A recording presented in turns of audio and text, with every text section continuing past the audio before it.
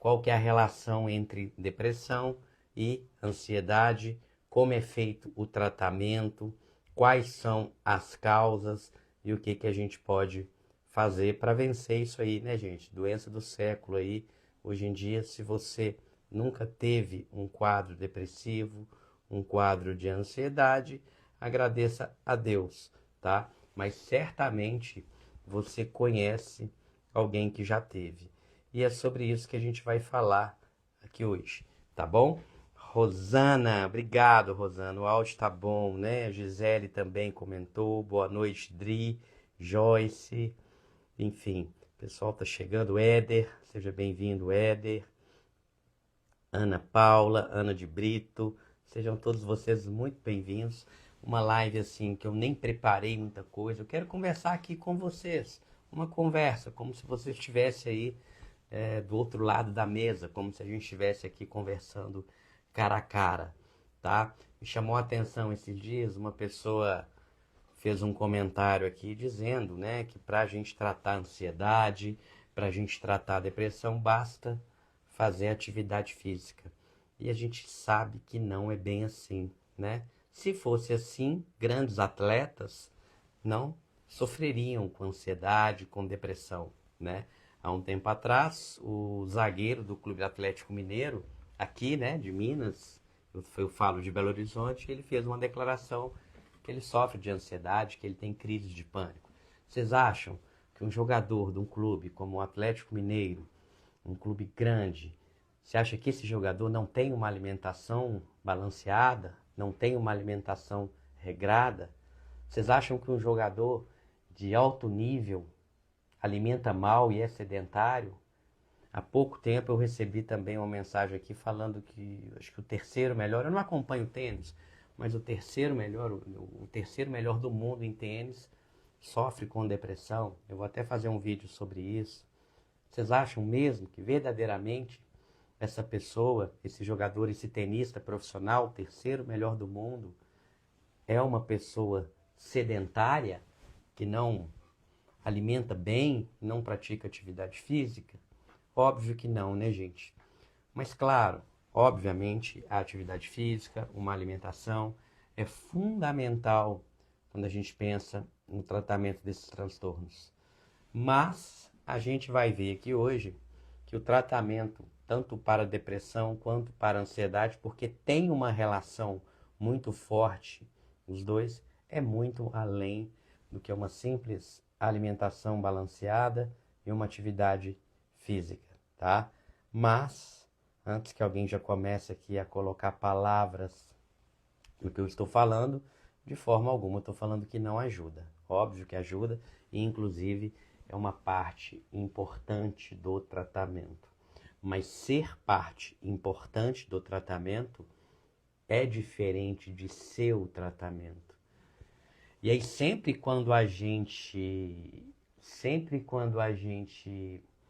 é muito radical com as nossas palavras, olha, o que cura a depressão é atividade física, o que cura a depressão é uma dieta, o que cura a depressão é uma religião, o que cura a depressão é um remédio.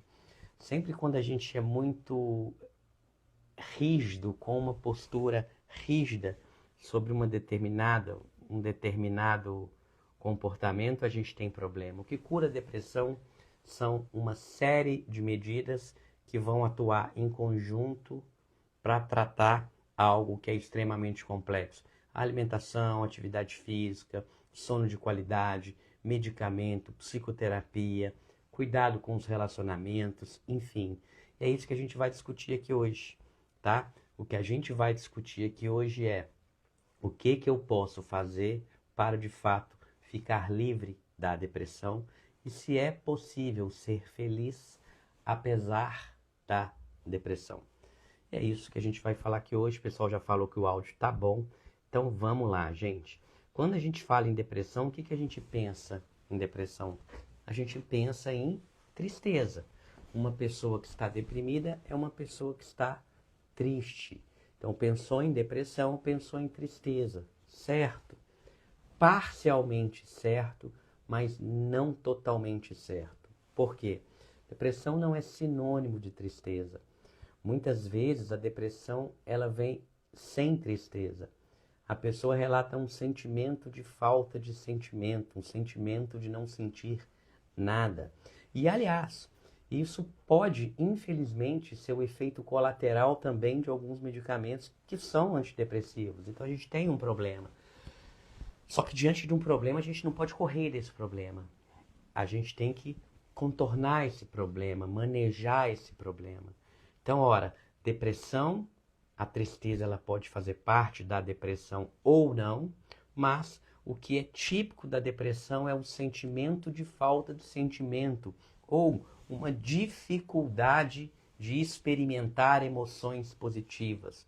Eu já vou falar aqui para você sobre a questão dos neurotransmissores, a gente vai entender isso um pouquinho melhor e, obviamente, até sobre a questão de medicação. Mas quando a gente pensa em depressão, a gente tem que pensar muito mais na incapacidade ou na dificuldade de experimentar emoções positivas. Então, a pessoa que está sofrendo de depressão, ela muitas vezes reclama muito mais de uma incapacidade ou uma dificuldade de experimentar emoções positivas, ter afetos positivos, do que o foco na emoção negativa. Mas para os leigos, depressão é sinônimo de tristeza. Depressão é sinônimo de uma pessoa que está entristecida e chorando o tempo todo.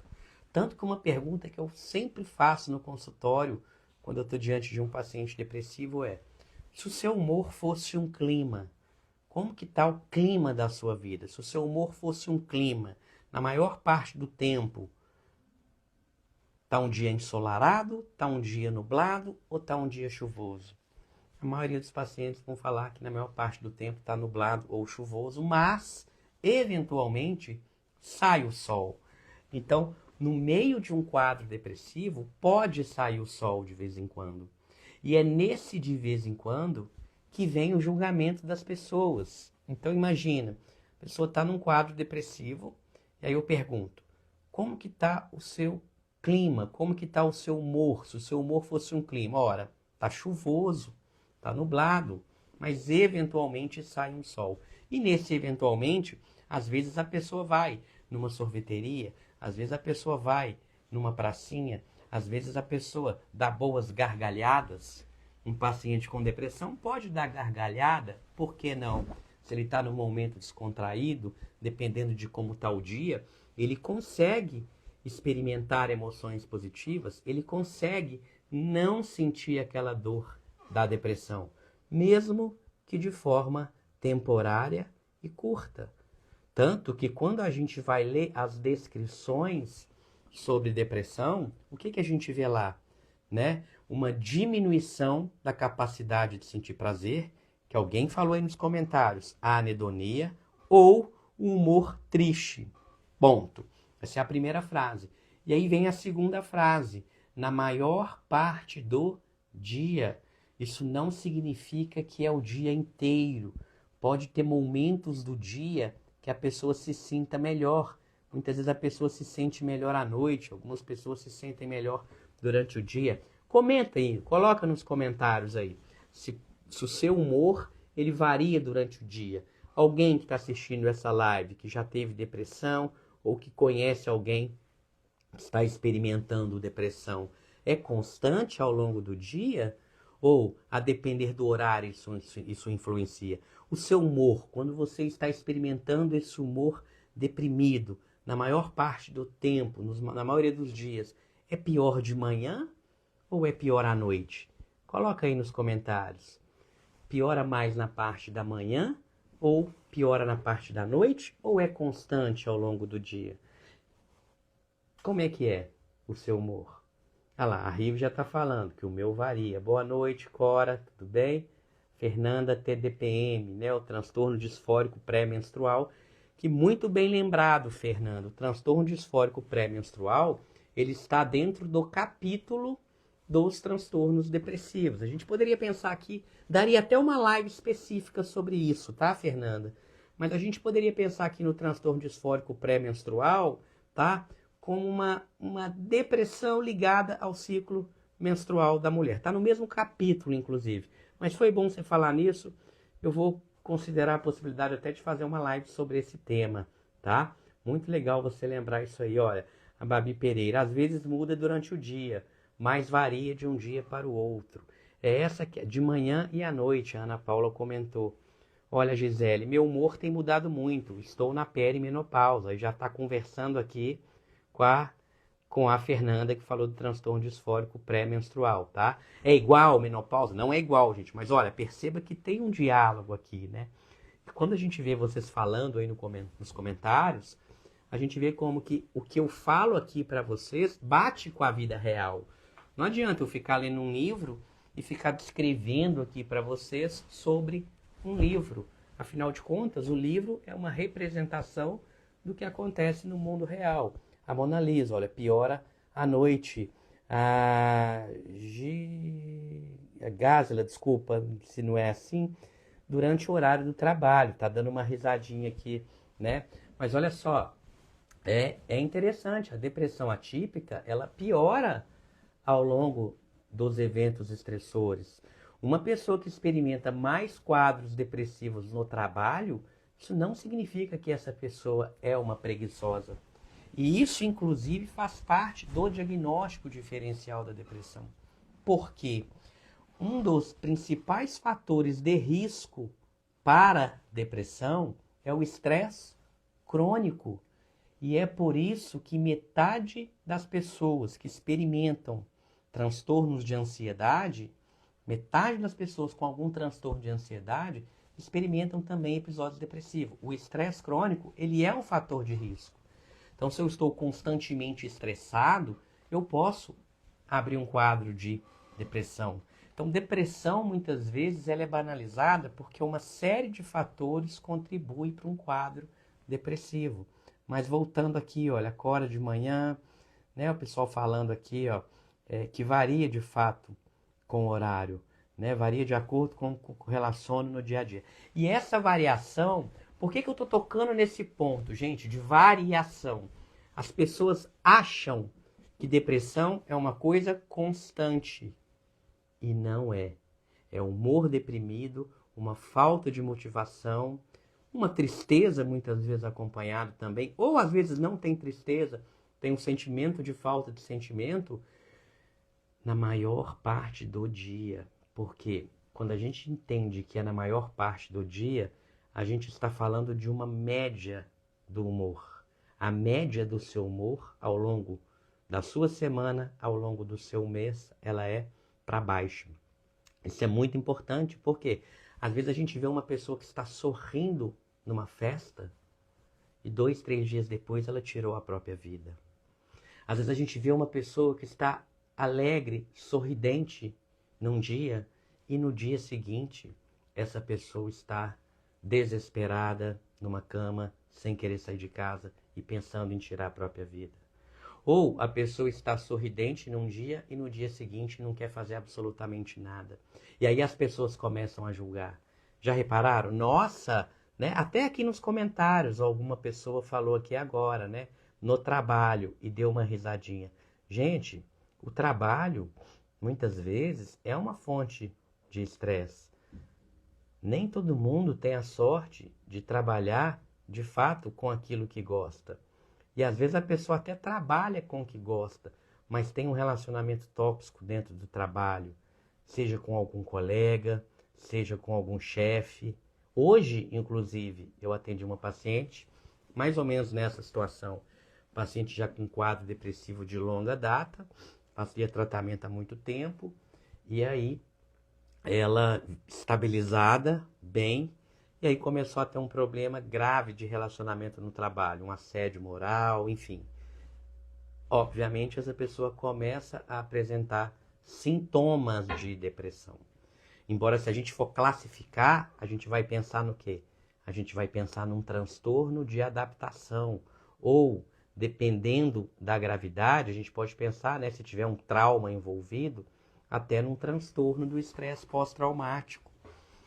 O transtorno do estresse pós-traumático, uma das Um dos grupos de sintomas do transtorno de estresse pós-traumático é o que a gente chama de alterações negativas na cognição e humor. O paciente começa a ter problema de concentração, de memória, uma incapacidade de se alegrar, um desânimo, uma desesperança com a vida. Isso é sintoma de estresse pós-traumático. Uma mulher que está em casa sofrendo algum tipo de abuso, sofrendo algum tipo de agressão, um relacionamento conjugal muito conturbado, envolvendo uma série de conflitos. Muitas vezes essa pessoa vai se apresentar num consultório e se você fizer uma entrevista seca com a pessoa, qual que é o problema? Por que eu sempre falo aqui, e eu falei na última quarta-feira, quem estava aqui na última quarta-feira comigo, escutou eu falando várias vezes, não escute quem não te escuta. Qual que é o problema dessas consultas rápidas, onde o profissional de fato ele não escuta a pessoa? Porque os sintomas muitas vezes eles são idênticos. Imagina, eu chego para a pessoa e falo assim, olha, você está triste? Tô triste.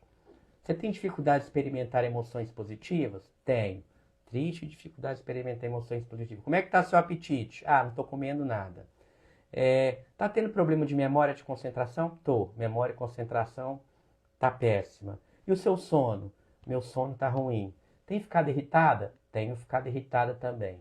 Tá sentindo uma sensação de cansaço constantemente, todo dia? Tô sentindo cansaço também.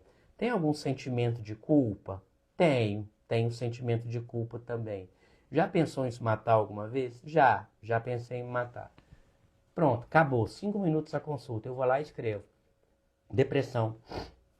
Ora, tá bom, todos os sintomas que eu falei aqui são sintomas de um quadro depressivo, verdade. Mas, se eu não pegar esses sintomas e colocar dentro de um contexto, isso pode não ser depressão. Por exemplo, eu falava de um estresse pós-traumático. Uma pessoa, né, passou por algum tipo de estresse. E principalmente se esse estresse continua, isso a gente vê muito em relacionamentos conturbados, seja no trabalho, seja em casa, isso não vai ser, isso que eu descrevi pode ser depressão ou não, a depender do contexto. Então, se você está num trabalho, você está num relacionamento abusivo e apresenta todos esses sintomas, você tem sim uma síndrome depressiva, mas só antidepressivo não vai resolver 100% o seu problema. Diferente, por exemplo, de uma outra pessoa que tem essas mesmas queixas. Aí eu conversei com essa pessoa, ela me relatou isso. Eu converso com uma outra pessoa, ela me relata a mesma coisa. Estou triste, não tenho vontade de fazer mais nada, meu sono está ruim, minha alimentação está péssima, eu tenho sentimentos de culpa, eu tenho pensamentos em morte, minha memória, concentração e atenção está horrível. Olha, são duas pessoas diferentes que estão apresentando os mesmos sintomas. Só que uma sofre violência doméstica, a outra não. A outra tem um marido maravilhoso, tem um filho maravilhoso, tem uma família maravilhosa, uma família unida, enquanto a outra tem um ambiente altamente disfuncional. Mas os sintomas não são os mesmos? Os sintomas são os mesmos. Mas o transtorno é o mesmo? Não. É por isso que vocês ficam escutando um tanto de gente falando aí, um tanto de médico falando. Eu já falei várias vezes, vários psiquiatras aqui no Instagram falam. Muita gente fala assim, olha, o diagnóstico nem sempre é o mais importante. É por isso, porque o diagnóstico, ele é importante, tá? Não coloquem palavras na minha boca. Eu não estou falando que o diagnóstico não é importante. Aqui no Instagram, rede social, a gente tem que pisar em ovos. Por quê? Às vezes a gente fala uma coisinha que a gente fala, as pessoas distorcem. Ah, o Bruno falou, o médico falou que o diagnóstico não é importante. Hora nenhuma eu falei isso. Eu falei o seguinte, que é por isso que muita gente fala, muitos médicos falam, muitos psiquiatras falam, e de forma correta, inclusive, eu já falei várias vezes aqui, que o diagnóstico ele precisa ser contextualizado. Esse grupo de sintomas que eu acabei de falar pode ser sintomas de um estresse pós-traumático, pode ser sintoma de um transtorno de estresse agudo, pode ser sintoma de luto, pode ser sintoma de um transtorno de adaptação, pode ser sintoma de um transtorno bipolar. Olha, por isso que a gente pegar grupinhos de sintomas isolados sem o contexto e nada, é praticamente a mesma coisa. É praticamente não ajuda em nada. É por isso que quando a gente vai no Google pesquisar se a gente tem alguma coisa, vai confirmar. Já reparou? Se você suspeita que você tem TDAH, e aí você vai no Google, batata, eu tenho TDAH. Você suspeita que você é borderline. Você vai no Google, realmente, eu sou borderline. Você suspeita que você é narcisista. Não, né? Ninguém suspeita que é narcisista ou psicopata. Já reparou? Olha, fechei meu diagnóstico, eu vim te procurar porque eu sou um psicopata. Isso nunca acontece, né? A gente vai selecionando ali, normalmente, os nossos diagnósticos. Mas por quê? Porque os sintomas, um grupo de sintomas isolados, eles não dizem muita coisa. Então a gente precisa contextualizar. Sintomas de depressão são sintomas de uma série de transtornos. E é totalmente diferente. Se eu estou com uma paciente que fala comigo assim, olha, eu estou triste, eu choro o dia inteiro, eu não tenho vontade de fazer mais nada, eu durmo mal, eu alimento mal, eu tenho sentimento de culpa, eu estou esgotado, eu estou cansado, eu não consigo pensar em mais nada, parece que passou um trator em cima de mim. Alguém aí se identifica com isso que eu estou te falando? Com isso que eu estou falando aqui? Coloca aqui nos comentários se alguém já experimentou esse grupo de sintomas que eu estou falando aqui, ou mesmo se está experimentando. Um humor triste, um choro frequente, uma sensação de cansaço, esgotamento, choro frequente, problema de memória, problema de concentração, dificuldade para raciocinar, é frequente também. Muitas vezes alterações cognitivas, a gente percebe alterações cognitivas. Então, olha, perguntas que normalmente a gente faz para rastrear, perguntas, olha, a gente está conversando aqui como se você estivesse no meu consultório. Imagine que você estivesse no meu consultório. Poderia perguntar, você tem se sentido triste ultimamente? Tenho. Boa parte das pessoas que procuram um psiquiatra, quando a gente faz essa pergunta, a resposta é, tenho sim, doutor. Tenho me sentido muito triste. Tá. O seu humor piora pela manhã ou piora à noite? Tem relação? Muitas de vocês aqui já falaram que tem, né? Sente que perdeu um pouquinho o interesse nas coisas? Coisas que você gostava de fazer, hoje você não gosta mais? Não, realmente, eu perdi o interesse nas coisas, né? Esperança em relação ao futuro. A gente percebe muito isso. O paciente com depressão, principalmente quadros moderados a grave, ele chega no consultório sem esperança nenhuma. E aí a gente fala, olha, eu vou te passar esse remédio, eu vou te passar esse medicamento aqui. Muitas vezes ele olha com aquela cara pra gente assim, sabe? Parece que não quer desapontar o médico, parece que não quer desapontar o marido que está do lado, parece que não quer desapontar a mãe, e fala assim, tá bom, pode ficar tranquilo. Muito educados, maioria muito educados, que não tem nada a ver, uma coisa que as pessoas confundem. As pessoas confundem depressão, ansiedade, as pessoas confundem transtornos psiquiátricos com caráter. Gente, eu já trabalhei na clínica médica há muito tempo, já trabalhei em porta de hospital, hospital geral, né? Atendendo infarto, atendendo pneumonias, enfim, hospital geral. E já trabalhei em hospital de psiquiatria. Já trabalhei em posto de saúde e já trabalhei no CAPS.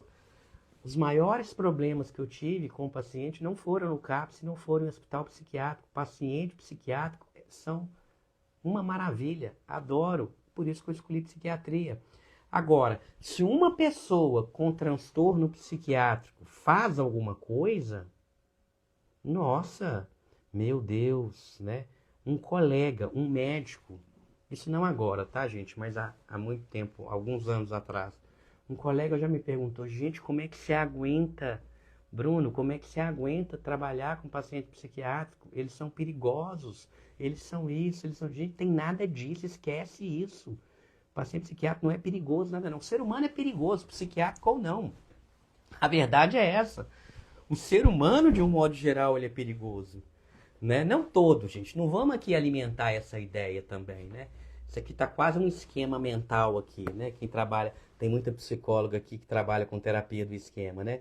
Quando eu falo que o ser humano é muito perigoso, está quase aquele esquema inicial desadaptativo de abuso e desconfiança, né? Não é essa a ideia que eu quis dizer que o ser humano é perigoso. Mas sim, quando você está diante de uma pessoa que você não conhece, muitas vezes você tem que estar em alerta, você tem que suspeitar, olha, né? Você não vai deixar sua casa aberta meia-noite. Você não vai andar numa rua deserta que você não conhece. Você suspeita.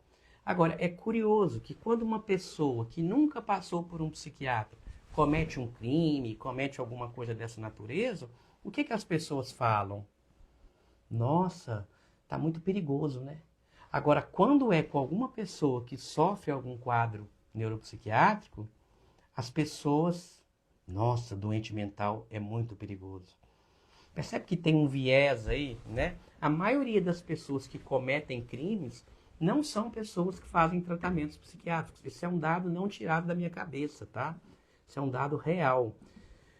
A pessoa que sofre de algum transtorno psiquiátrico, ela está muito mais propensa a ser vítima da sociedade do que praticar contra a sociedade. Mas aí a gente tem esse viés, né? O crime está aí adoidado, ninguém fala nada. Se é uma pessoa que já passou alguma vez na vida por um CAPS ou por um consultório de psiquiatria, aí todo mundo cai em cima, né? Então, mas voltando, a gente precisa ter essa clareza que sintomas isolados não fazem diagnóstico. A gente precisa de um grupo de sintomas e correlacionar isso ao longo do tempo. Esses dias eu atendi uma moça que ela chegou já com o diagnóstico pronto. Ela falou assim, eu tenho TDAH e eu quero essa receita. Em outras palavras, o que ela queria? Ela queria meu carimbo emprestado, né? Só faltou falar assim, agora eu quero o relatório também. E pior é que falou, né? Então ela chegou na consulta querendo a receita, já tinha o diagnóstico e já tinha o relatório pronto. Praticamente ela estava me pedindo carimbo emprestado. Isso é muito comum, tá? Uma das coisas mais difíceis que tem dentro da psiquiatria é a gente desconstruir um diagnóstico. Por quê? Você vai no Google e você pesquisa. Aí você pesquisa depressão. Aí vai ser esse grupo de sintomas que eu falei. Humor deprimido, anedonia, perda do interesse nas coisas que antes gostava de fazer e agora não gosta mais. Insônia, alteração do apetite, lentificação psicomotora, a pessoa está mais lenta. A pessoa olha lá e fala, eu tenho depressão. Mas a pessoa não sabe o que é um transtorno de adaptação, a pessoa não sabe o que é um luto complexo, a pessoa não sabe o que é um trauma, a pessoa não sabe muitas vezes o que é um transtorno disfórico pré-menstrual. Então, depressão é uma das coisas que explicam esses sintomas, mas não é só isso. Então, olha, perguntas sobre humor, a gente tem que perguntar. Perguntas sobre anedonia, essa falta de vontade de fazer as coisas, a gente tem que perguntar. Como é que está o sono? Está dormindo bem? Demora para pegar no sono? Ou demora para pegar no sono? Ou tem dificuldade de manter o sono? Ou os dois?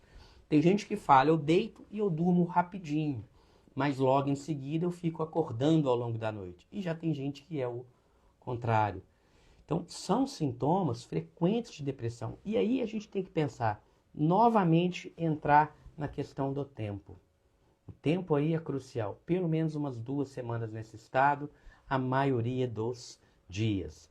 Então, ora, sintomas de depressão, alteração do sono, ou dormindo demais ou dormindo de menos. Na maioria das vezes, a pessoa dorme de menos, mas nas depressões atípicas a pessoa pode ter muito sono, alteração de concentração, sensação de cansaço, sentimento de culpa, alteração do apetite, pronto.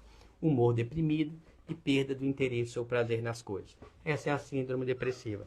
E se a gente pegar a síndrome ansiosa, os transtornos de ansiedade, a gente vai ver que os sintomas, eles são praticamente os mesmos. Vocês já pararam para pensar nisso? Que os sintomas da ansiedade são praticamente os mesmos sintomas da depressão? Aposto que ninguém aqui nunca parou para pensar nisso. Apesar que é uma pergunta constante no consultório. O que eu tenho afinal? Depressão ou ansiedade? Porque, olha, alteração do sono tem na depressão? Tem. Alteração do sono tem na depressão. Alteração do sono tem na ansiedade? Tem. Você pergunta para a pessoa assim, você chega, né? Eu posso chegar para você e te perguntar. Pode até responder nos comentários aqui, se quiser, né? Como é que tem sido o seu sono? Você dorme bem? Vai respondendo aí no comentário, como que é o sono? Dorme bem? Você tem dificuldade para pegar no sono ou para manter o sono? Tem acordado muito cedo e não consegue dormir mais? Tem uma paciente que fala, olha, eu durmo 11 horas da noite, direto, e vou direto. Mas eu acordo 3h30 da manhã e depois não consigo dormir mais. Ou seja, ela tem um problema que ela acorda antes do tempo que deveria. Durante o dia, como é que você fica durante o dia? Você tem uma sensação que você está cansada ou não? Você fica bem durante o dia, né? Ah lá, durmo e acordo cansada. A Karina durmo mal. O acordar cansado é um dado muito relevante. Tem gente, às vezes, que dorme 8, 10 horas da noite, 10 horas por dia e fala que acorda cansada. A Vanessa toma o Zolpidem e mesmo assim acordo na madrugada e não durmo mais. Por quê, Vanessa? Né? Aí a gente tem alguns problemas. Um dos problemas é que o Zolpidem, não sei há quanto tempo você toma, mas o Zolpidem não é uma medicação para uso contínuo. Ele perde efeito com o tempo, né? E muitas vezes ele acaba antes da hora que deveria acabar, a meia-vida dele passa ali e você desperta. Outro ponto importante é que o sono não é só quantidade, gente. O sono é qualidade também. O sono é qualidade. Olha lá, 10 anos tomando Zolpidem. Não existe isso. Ai, doutor, você não sabe de nada, o que você está falando é besteira. Pega a bula do remédio e lê. Sabe, Vanessa, a gente tem que começar a pensar que eu entendo, gente, eu entendo demais. É muito ruim ficar sem dormir, é difícil ficar sem dormir. A gente entra em desespero, a gente quer porque quer dormir de qualquer jeito. Mas quando a gente depara com uma informação real, olha, isso não é uma medicação para uso contínuo. Tenta tirar um pouquinho de lado. Não estou falando para você, viu, Vanessa? Até porque você foi muito simpática. Mas a maioria das pessoas, quando a gente fala assim de medicação que já toma muito tempo, o que não é o caso da Vanessa que está aqui, as pessoas muitas vezes brigam com a gente, né? Nossa, não, mas você não sabe o que eu passo. Só eu que sei o que eu passo. Calma, não tem ninguém falando que não sei o que você passa. Agora, está sim colocando sujeira para debaixo do tapete. Uma hora a conta vai chegar. Então a gente tem que primeiro entender um problema para depois tentar resolver esse problema. Não adianta a gente se revoltar. Ah, você falou que alprazolam não é para uso contínuo. Você falou que diazepam não é para uso contínuo. Você falou que Zolpidem não é para uso contínuo. Só eu sei da minha vida. Quem é você? Calma. Respira. Isso inclusive está em bula. E não tem ninguém aqui falando que você tem que ficar sem dormir. Mas muitas vezes você está dormindo mal porque você ficou dependente do remédio. Você está dormindo mal porque você desaprendeu a dormir. E quando a gente fala em sono, a gente tem que pensar na quantidade, mas a gente tem que pensar na qualidade. O sono, ele tem duas grandes fases, que é o sono REM e o sono não REM. E dentro do sono não REM, a gente tem 3 subfases. Então, no sono não REM, a gente tem 3 fases. A gente tem a fase 1, ou que é a sonolência. Sabe aquela hora que você está meio dormindo e meio acordado? Uma pessoa mexe ali na sua, né? Seu marido levantou, seu filho levantou, você não sabe se você está sonhando ou se você está acordado. Aquela é a fase 1, é a fase da sonolência. Depois a gente entra para a fase 2, que é a fase do sono leve. E por fim a gente entra na fase 3, que é a fase do sono profundo. Então 3 fases, sonolência, sono leve e sono profundo. Depois a gente pula para o sono REM. Normalmente as medicações para dormir, o álcool faz isso também, a maconha também faz isso, diminui o sono profundo, diminui o sono REM. E aí a gente muitas vezes não tem um problema em termos de quantidade, a gente tem um problema na qualidade do sono. Então tem paciente às vezes que bebe e fala, olha, eu bebo para dormir. Eu fumo maconha porque a maconha me ajuda a dormir. Eu bebo álcool porque o álcool me ajuda a dormir. Eu tomo diazepam porque o diazepam me ajuda a dormir. Ok? Te ajuda a sedar. Em termos de quantidade do sono, você pode estar até dormindo um número de horas suficiente. mas em termos de qualidade não. Aí a gente começa a ter um problema que a gente chama de arquitetura do sono. A gente precisa respeitar essa arquitetura do sono. E muitas vezes a gente não respeita. E aí a gente tem um problema. Então, olha, não é simplesmente coletar sintomas no Google, eu tenho isso, eu tenho aquilo e pronto. Eu atendi uma moça esses dias, né, que eu falava para vocês aqui, que ela praticamente pediu o meu carimbo. Eu tenho o diagnóstico, ó, vou contar para vocês aqui, ó. Eu não quero consulta, eu só vim te falar o seguinte, eu tenho TDAH, eu quero tomar o Venvance e eu preciso de um relatório. Essa foi a consulta dela. Não, eu não estou afim de conversar. Eu quero tomar Venvance, eu tenho TDAH, porque eu já pesquisei, e eu quero um relatório. E eu paguei a consulta, eu quero isso. Eu falei, pois então, você vai lá e pega o seu dinheiro de volta. Porque, na verdade, o que ela estava querendo era alugar o meu carimbo. Ela queria alugar o meu carimbo. Só faltou ela chegar com toda a documentação impressa só para carimbar. Isso não existe. E aí ela ainda começou a falar mal de outros profissionais que já haviam atendido ela, no sentido que tinha ido numa neurologista, que obviamente também não concordou com essa ideia dela, né? E uma das psicólogas que ela foi, comentou com ela a seguinte frase: o seu TDAH é problema do seu casamento, é problema do seu marido. De fato, não foi um comentário muito feliz, né? Vocês concordam comigo? Que você falar que uma pessoa tem TDAH por conta de um casamento? Mas o que essa profissional quis dizer para ela? E realmente ela estava muito nervosa, muito ansiosa, muito inquieta, muito agitada, e falando, nervosa que só. O que essa profissional... E realmente depois ela falou também de problemas conjugais. O que tentaram falar para ela e realmente não falaram da melhor forma possível? Que o estresse crônico, ele está associado com prejuízo de memória, atenção e concentração. Hoje eu atendi um jovem que veio com a sua mãe, 15, 16 anos, e a queixa principal era problema de atenção, problema de concentração, tinha um diagnóstico de TDAH, e inclusive tem TDAH mesmo, esse rapaz que eu atendi hoje, né? Mas, ao longo da conversa, o sono todo atrapalhado, dormia 4 horas da manhã e acorda 7 para ir para aula, depois dorme de meio-dia às 3, depois à noite fica no computador e no celular, uma pilha de nervo, problemas de relacionamento, enfim, muito nervoso, muito irritado, e com a queixa de desatenção que de fato fazia parte do TDAH. Agora, se eu olhar para essa desatenção como um sintoma isolado, olha, ele está desatento porque ele tem TDAH. Ok, ele tem TDAH. Mas e o sono? Como é que tá? E o humor? Como é que tá o humor dele? Será que o TDAH explica a intensidade, a magnitude da queixa dele? E eu adoro quando eu atendo jovens que estão entrando assim no início da vida adulta, que conseguem entender, que conseguem... Ele virou para mim e falou assim, uai, será que eu não tenho TDAH então? Será que o meu problema é isso? Eu falei, olha, pelo seu histórico, é muito provável que você tenha TDAH sim, acredito até que tinha.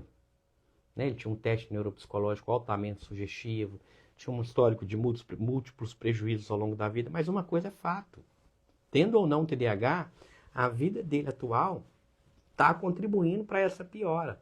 E não adianta eu chegar lá e passar um psicoestimulante, né? Uma lisdexanfetamina, que é o Venvance, ou uma Ritalina, que é a metilfenidato, ou uma atomoxetina, né? Um Atenta. Não adianta. Vai ser uma melhora limitada. E da mesma forma, quando a gente fala em depressão, se eu pegar sintomas de forma isolada, sem contextualizar, porque na hora que eu falo assim, olha, eu tenho desatenção porque eu tenho TDAH, eu fechei a porta. Eu fechei a porta da investigação. Ora, se eu tenho TDAH e eu tenho desatenção, acabou. Tomo psicoestimulante que está tudo resolvido. Agora, eu fechei a porta para o sono, eu fechei a porta para o excesso de tela, eu fechei a porta para a ansiedade generalizada e ansiedade social que ele tinha. E aí quando você começa a ver, a desatenção ela é muito maior em ambientes sociais.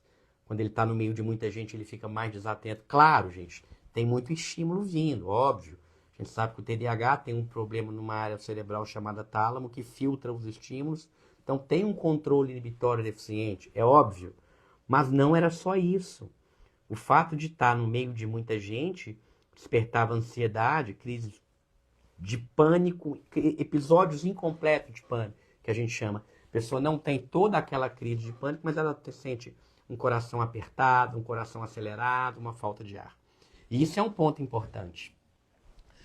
Tenho certeza que muitos de vocês aqui já experimentaram, em alguma situação, um aperto no peito, um coração um pouquinho mais acelerado, uma sensação de abafamento, uma palpitação. Qual que é a diferença de palpitação para coração acelerado? Alguém aí sabe qual que é a diferença de palpitação para taquicardia, que é o coração acelerado? A palpitação é aquela sensação que o coração vai sair pela boca. Por que isso? Porque a pessoa tem alguns batimentos a mais, o que a gente chama de extrasístole. Ou seja, tem alguns batimentos a mais ali que é a extrasístole. Tem risco da pessoa infartar, da pessoa morrer? Não, tá, gente? Mas gera um desconforto muito grande, gera um desconforto enorme. Né? Muitos de vocês aqui já tiveram. Isso não é pânico, isso não é transtorno do pânico. A pessoa tem alguns sintomas de forma incompleta. Ela apresenta alguns desconfortos físicos ali por algum tempo e isso vai embora. Mas ela não tem aquela ansiedade antecipatória, porque o que caracteriza um transtorno do pânico? É a ansiedade antecipatória. O que é uma ansiedade antecipatória? É o medo de ter ataque, é o medo do medo e comportamentos evitativos. Então eu tenho um ataque de pânico, eu desenvolvo uma ansiedade antecipatória, eu fico com medo de ter outros ataques. E, consequentemente, eu desenvolvo comportamentos evitativos. Eu paro de sair para não ter ataque. E eu entro nesse ciclo. Agora, se a gente olhar para a depressão, a gente vai ver que na depressão também tem alteração do sono. Na depressão também tem alteração da na ansiedade, perdão, né? Então, alteração do sono eu tenho tanto na depressão quanto na ansiedade. Alteração de concentração tem na depressão, tem na ansiedade. Sensação de cansaço tem na depressão, tem na ansiedade. Irritabilidade, muitas vezes eu posso ter nos dois.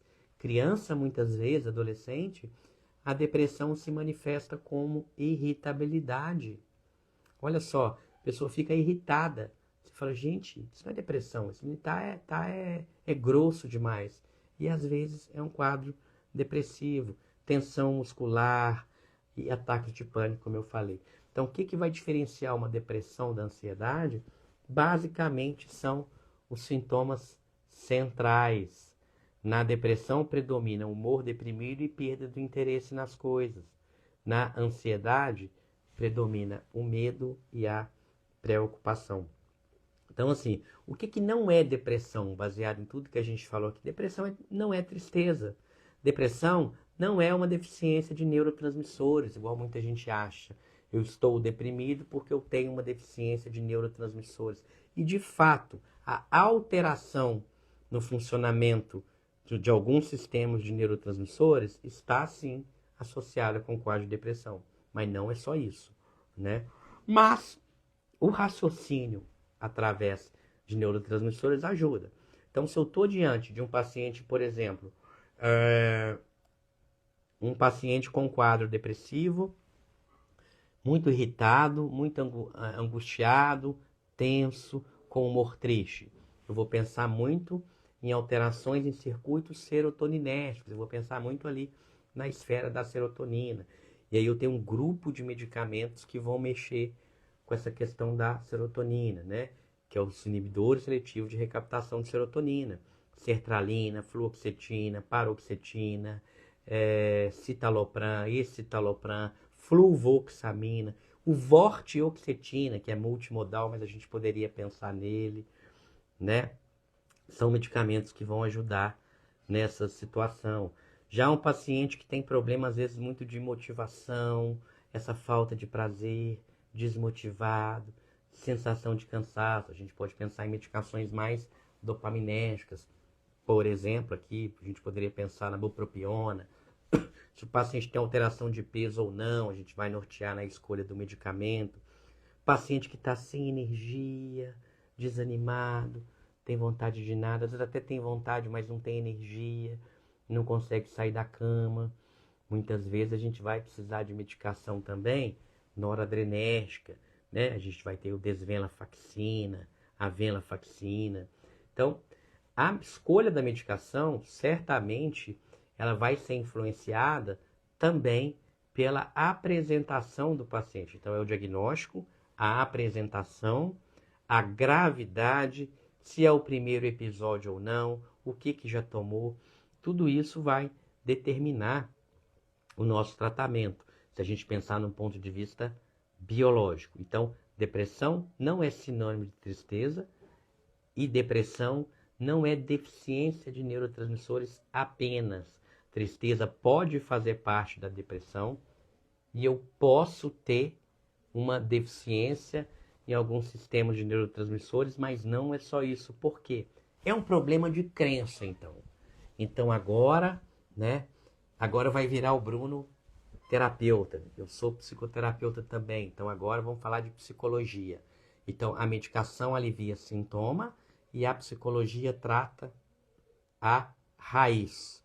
Isso não é verdade, porque depressão não tem uma única raiz. Mas se a gente pegar um sistema de crença, será que é um jeito errado de ver a vida? Quem tem depressão vê a vida de forma errada? Eu já escutei muita gente falar sobre isso aí. Coloquem nos comentários. Vocês acham que é ver a vida errada? Não, gente. Não é só isso, tá? É mais do que isso. Não é ver a vida errada. Mas claro que em um paciente deprimido, muitas vezes a gente vê alguns grupos de crenças, a gente vê alguns grupos de falas, de pensamentos, que a gente vai chamar de crença. Pensamento não é a crença, mas através da fala, através do que o paciente mostra ali naqueles pensamentos iniciais, a gente consegue ver algum grupo de crença. Então, muitas vezes a pessoa deprimida, não só a pessoa deprimida, tá? Todos nós, mas o deprimido isso é muito enraizado. Ele vira e fala: eu não consigo fazer as coisas, eu sou uma pessoa incompetente, eu sou ineficaz, eu sou incapaz, eu sou inútil, eu não consigo lidar com as coisas, eu não sou capaz de me proteger, eu dependo dos outros, todo mundo é melhor que eu não sou bom o suficiente, eu não estou à altura dos outros, tudo na minha vida dá errado. Isso são padrões de crenças, padrões de pensamentos que a gente vê nos pacientes depressivos, né?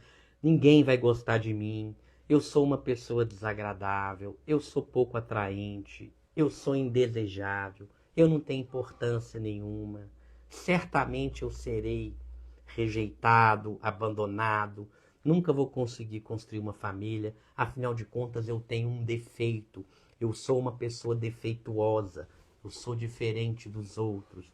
Isso tudo são padrões de crenças que a gente enxerga, que a gente consegue ver nos pacientes deprimidos. Eu sou uma pessoa mal, eu não mereço viver. Então, claro, talvez você não identificou com todas aqui, provavelmente não, mas talvez você se identificou com uma ou outra. Então, olha, eu tenho uma alteração no meu sistema de neurotransmissor e eu tenho uma alteração nas minhas crenças. E aí entra a armadilha das crenças. Tudo que acontece a favor da crença, eu aceito. Tudo que acontece contrário à minha crença, eu não aceito. Então, por exemplo, eu tenho uma crença que eu sou incompetente. E aí eu estou tentando ler um texto e eu não consigo ler o texto. Tá vendo? Sou incompetente mesmo, né? Eu estou com uma dívida, vou pegar um empréstimo no banco. Tá vendo? Sou incompetente mesmo, estou todo endividado, né? Aí acontece uma coisa legal. Você faz, né? Você é um corretor de imóveis, uma corretora de imóveis, você fez uma venda. Você é uma terapeuta, você é uma psicóloga e fez um trabalho bacana. Você foi promovido na sua empresa, né? Acontece uma coisa legal na sua vida. Se você tem uma crença enraizada de incompetência, você fala assim: ah, mas é porque o pessoal está querendo me agradar. Entende? Tudo aquilo que acontece que vai a favor da sua crença, você aceita. Tudo que vai contra, você não aceita. Eu atendo um paciente, não sei se vocês sabem, parece que a prova da OAB foi esses dias e o resultado saiu hoje, né? Hoje ou ontem, eu tive a notícia hoje que esse paciente foi aprovado e eu fiquei muito feliz. E aí ele virou para mim e falou, não, mas eu passei, mas eu já estou um pouco velho. Se ele não tivesse passado, ele ia falar, tá vendo? Eu sou incompetente mesmo. Nem para passar nessa prova eu prestei. Eu sou um lixo, eu sou incompetente. Agora, quando passa, a crença normalmente ela não é confrontada. Olha, tá vendo? Pode ser que eu não seja incompetente, não. Porque afinal de contas eu passei. E infelizmente não é assim que acontece. O sistema de crença, ele vai proteger a crença. Não, eu passei porque eu dei sorte. Caiu o que eu sabia. Eu passei, mas eu já estou velho. E esse ciclo, em algum momento, ele precisa ser quebrado. E aí que entra a psicoterapia. Vocês não vão quebrar esse ciclo com essa live, mas essa live, ela mostra para vocês o que tem que ser feito, né?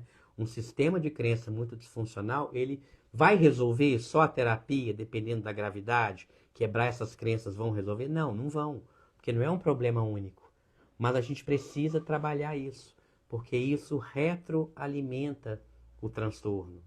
Então, assim, falar sobre isso é muito importante, porque os próprios pacientes se culpam, se sentem culpados, se sentem inúteis. A gente precisa falar sobre isso.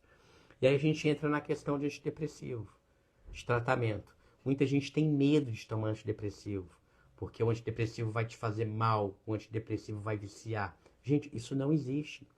Claro, se eu passar, por exemplo, uma bupropiona para um paciente que é epilético, aí é complicado. A bupropiona pode piorar, pode agravar epilepsia, pode desencadear crises convulsivas em pessoas epiléticas. Aí eu tô com problema, né? Se eu passar amitriptilina para uma pessoa que tem uma arritmia, eu posso ter um problema. Se eu passar um escitalopram em doses altas para um paciente com arritmia, eu posso ter um problema.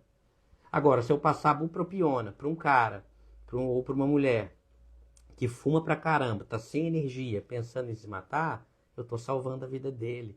Ah, eu tô grávida, eu não posso tomar remédio, porque se eu tomar remédio vai fazer mal pro meu bebê. Quem falou que uma depressão não tratada e que uma ansiedade não tratada não faz mal pro bebê? Uma depressão não tratada está associada com baixo peso ao nascer. Uma depressão e ansiedade não tratada em gestante está associado com abortamento. Tá? A mulher vai lá e perde o bebê porque não tratou. Então, assim, não existe essa ideia, né? Uma depressão não tratada aumenta o risco de você ter câncer. O risco relativo de 30%. Risco relativo não é um risco absoluto, tá? Não estou falando que quem tem depressão que não trata, 30% vai ter câncer, não. Mas quando eu comparo um grupo com depressão de um grupo sem depressão, dentro do grupo de depressão tem 30% a mais de câncer comparado com o grupo de não depressivos. Aumenta a chance, o risco relativo em 40% para hipertensão. Aumenta o risco relativo de obesidade em 60%. Mortalidade de um modo geral. Pessoas deprimidas morrem mais cedo quando não tratado, né?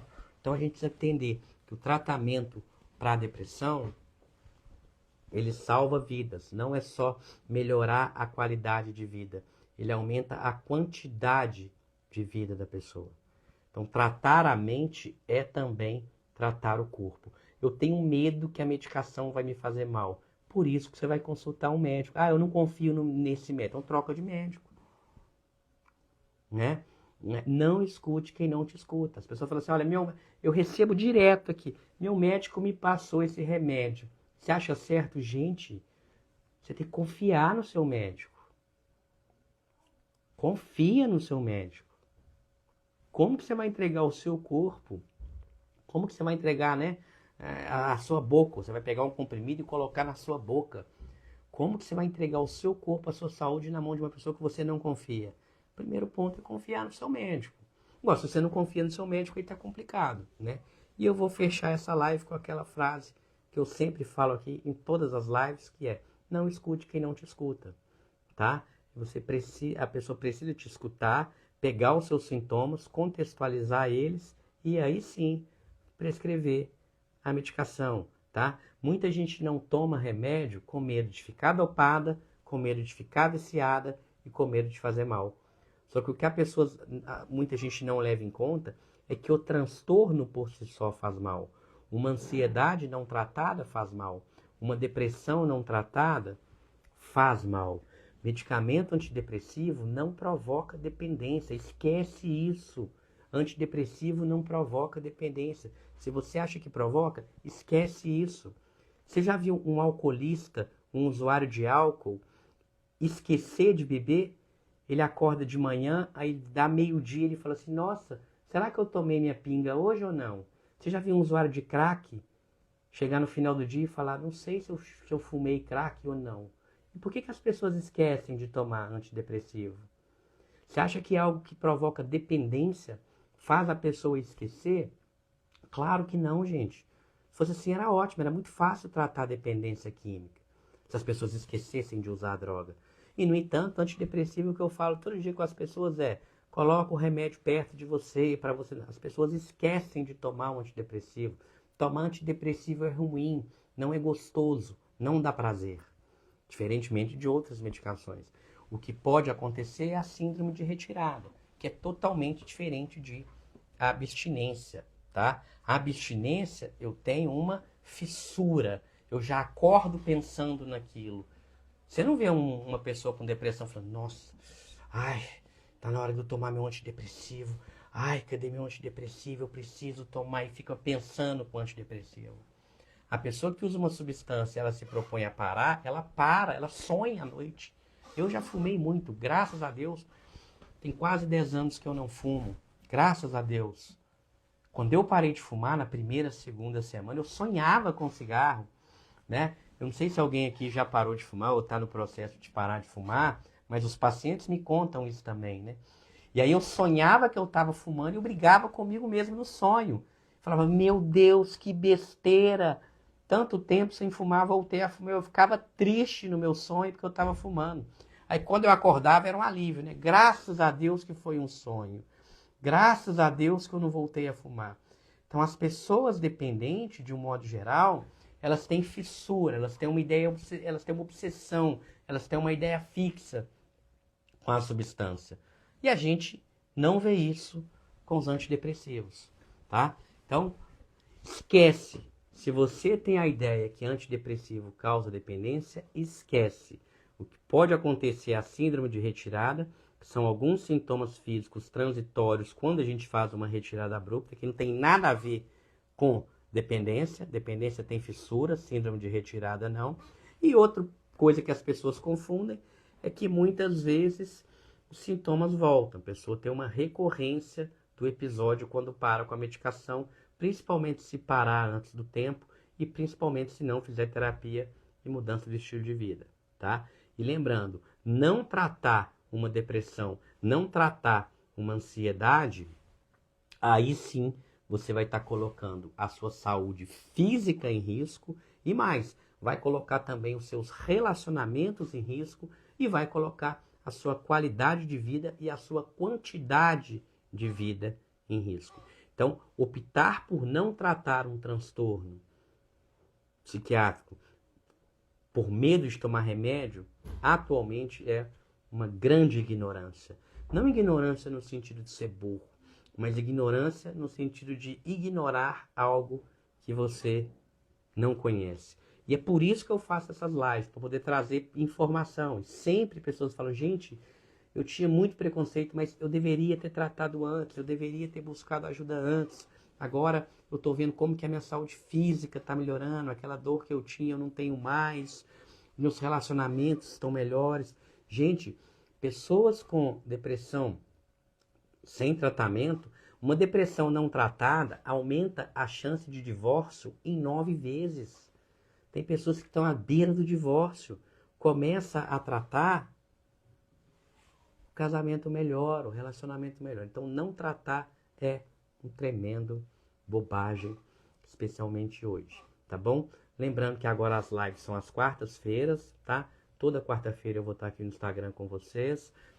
Posto conteúdo diariamente. Algumas pessoas perguntando aí, faço atendimento online sim, tá? Atendo em Belo Horizonte presencial e online no Brasil inteiro, tá bom? E as lives às quartas-feiras. Prazer imenso ter vocês aqui comigo e espero vocês na próxima quarta, tá, pessoal? Qualquer coisa, manda um direct aqui.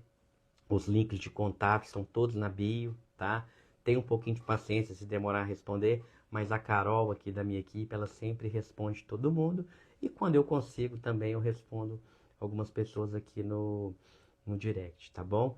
Gente, fiquem com Deus, beijo no coração de vocês e até a próxima quarta. Legal? Um abraço.